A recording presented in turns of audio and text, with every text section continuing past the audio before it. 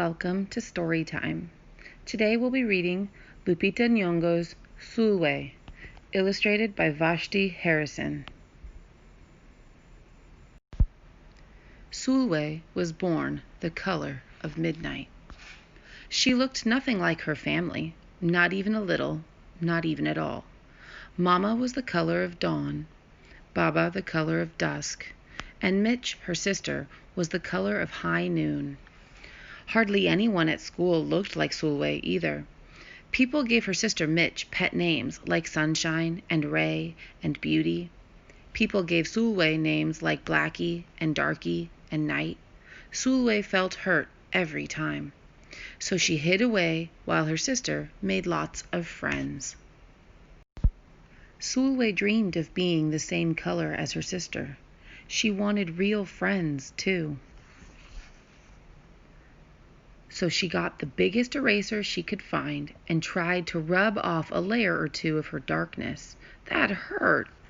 She crept into Mama's room and helped herself to her makeup. Oh no, she would hear about this from Mama. Sulwe decided to work from the inside out and ate only the lightest, brightest foods. With a stomach ache, she went to bed early and turned to God for a miracle. Dear Lord, why do I look like midnight when my mother looks like dawn? Please make me as fair as the parents I'm from. I want to be beautiful, not just to pretend. I want to have daylight. I want to have friends. If you hear me, my Lord, and would like to comply, may I wake up as bright as the sun in the sky. Amen. When Mama came in to wake her for school the next morning, Sulwe rose to find not a trace of daylight in her midnight skin. Sulwe told Mama everything. Mama asked, "What is your name?" "Sulwe," she muttered. "And what does it mean?" "Star," Sulwe whispered. Brightness is not in your skin, my love. Brightness is just who you are. As for beauty, Mama said, rubbing Sulwe's stomach the way she always did to comfort her, you are beautiful. Sulwe sighed. Well, you are beautiful to me, but you can't rely on what you look like to make you feel beautiful, my sweet. Real beauty comes from your mind and your heart. It begins with how you see yourself, not how others see you. Now, up you get and out you go. How could she, as dark as she was, have brightness in her? How could she have beauty when no one but her mother seemed to see it? How could she be a star?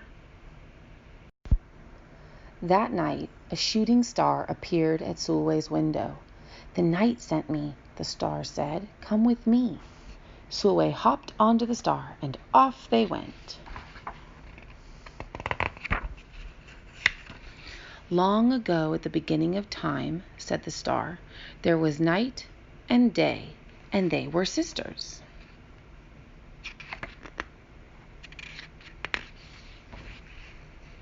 They loved each other very much, but people didn't treat the sisters the same.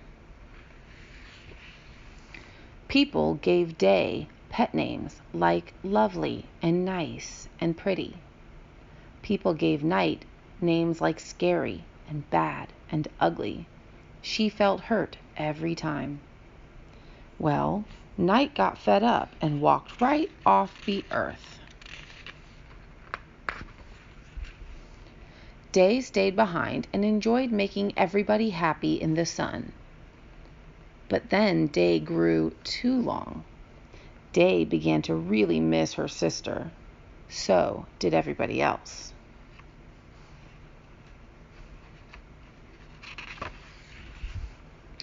There had to be a way to get her back. Day set off to find Night, and she did. "I miss you," said Day. "I miss you too," said Night. "But you don't know what it's like to be treated badly for being dark." "You're right, I don't," Day replied. "But what I do know is that we need you just the way you are. Come and see." Night returned and the people rejoiced. We need the darkest night to get the deepest rest. We need you so that we can grow and dream and keep our secrets to ourselves. The stars chimed in. Brightness isn't just for daylight. Light comes in all colors, and some light can only be seen in the dark. While day had a golden glow, with night everything had a silver sheen, elegant and fine. Day told her sister, when you are darkest is when you are most beautiful. It's when you are most you. Could it be that night did not need to change, not even a little, not even at all? Now that night and day were back together, a little bit of night returned to day in the form of shadows, and a little bit of day returned to night in the form of moonlight. They were inseparable from that moment on and promised to celebrate the brightness in each other, whether people chose to see it or not. You see, the star explained, we need them both on their sunniest day and their darkest night and every shade in between. Together they make the world we know, light and dark, strong and beautiful. Sulwe rose the next morning, beaming. There would be no hiding any more. She belonged out in the world, dark and beautiful, bright and strong. And if she ever needed a reminder of her brightness, she could look up at the sky on the darkest night to see for herself. Sulwe felt beautiful inside and out. Author's note. Much like Sulwe, I got teased and taunted about my night-shaded skin. I prayed to God that I would wake up with paler skin. I tried all sorts of things to lighten my complexion. My mother told me often that I was beautiful. But she's my mother. Of course she's supposed to think that. It wasn't until I was much older that my feelings about my skin changed. It helped to see darker-skinned women being celebrated for their beauty. If they were beautiful, I could be too. I began to see myself differently. While both Sulwe and I had to learn to see our beauty, I hope that more and more children begin their lives knowing that they are beautiful, that they can look to the beauty in the world and know they are a part of it. And yet what is on the outside is only one part of being beautiful. Yes, it is important to feel good about yourself when you look in the mirror, but what is even more important is working on being beautiful inside. That means being kind to yourself and to others. That is the beauty that truly shines through. The journey I went on was very different from Sulwe's nighttime adventure, but the lesson was the same. There is so much beauty in this world and inside you that others are not awake to. Don't wait for anyone to tell you what is beautiful.